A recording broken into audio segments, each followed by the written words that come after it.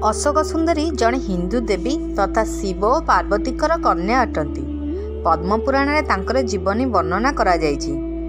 अशोक सुंदरी को दक्षिण भारत में मुख्यतः बाला त्रिपुर सुंदरी नाम पूजा करती। निजर एकाकीपण दूर करने को एक कन्या संतान निमंते कल्पवृक्ष पाखरे पार्वती मानसिक करथिले। पार्वती दुख व शोक करने जोगु अशोक नाम और सुंदरी कन्या जोगु सुंदरी नाम रखी अशोक सुंदरी नामकरण करे जाइथिला। पद्मपुराण में अशोक सुंदरी कहानी लिपिबद्ध होइछि। नहुषंक एक कहानी रे लिखा जाइछि, संसार सबुठारु सुंदर बगीचा को नहीं जिबा निमंते शिव को पार्वती अनुरोध कले।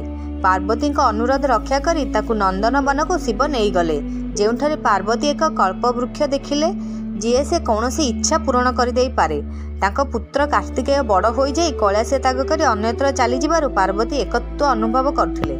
सुतरां से कल्पवृक्ष पाखरे एक कन्या संतान निमंते मानसिक कले। तांको इच्छा पूरण होई अशोक सुंदरी जन्मलाभ करथिले। स्वर्गर राजा इंद्रक समस्कंद भली चंद्रवंशर नहुषंकु अशोक सुंदरी विवाह करने को पार्वती भविष्यवाणी करथिले। एकदा नंदनवन में परिचारिका मानक सहित अशोका सुंदरी बुलुवा बेले हुंडा नामक एक राक्षस तांको देखि तांको प्रेम रे पड़गला।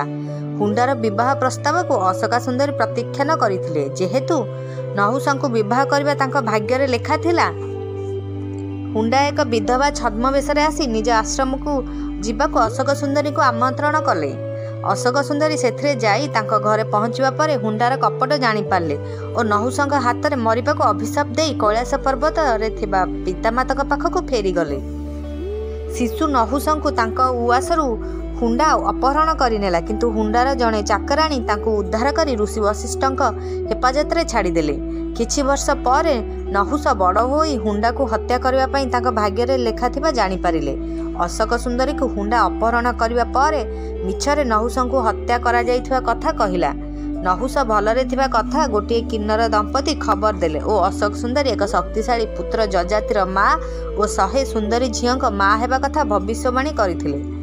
समयक्रमे हुंडा को नहुष युद्धरे परास्त करी अशोक सुंदरी की उद्धार कले और विवाह करथिले। परवर्ती काल में इंद्रक अनुपस्थित अस्थायी भाव स्वर्ग इंद्रक पदरे नहुष आसन होइथिले।